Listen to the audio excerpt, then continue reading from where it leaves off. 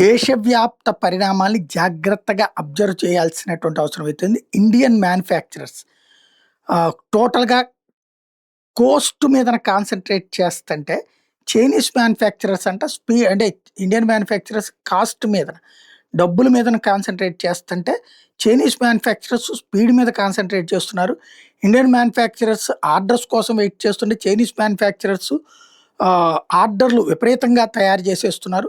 China India కంటే far behind ఉంది.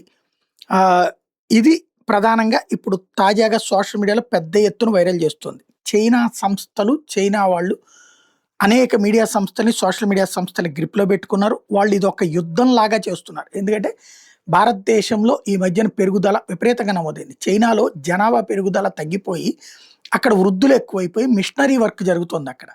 దాంతో ఈ కంపెనీలు కూడా నిదానంగా ఇదివరకు చైనాకెందుకు పోయారు అమెరికా, యూరప్ దేశాల కంపెనీలు? మ్యాన్ పవర్ ఉందని జెప్పి. ఇప్పుడు అక్కడ మ్యాన్ పవర్ లేకుండా ఓన్లీ మెషినరీ పవర్‌తో అయితే వాళ్ళకక్కర్లేదు. అది వాళ్ళ దేశంలోనే జేసుకోగలరు వాళ్ళు.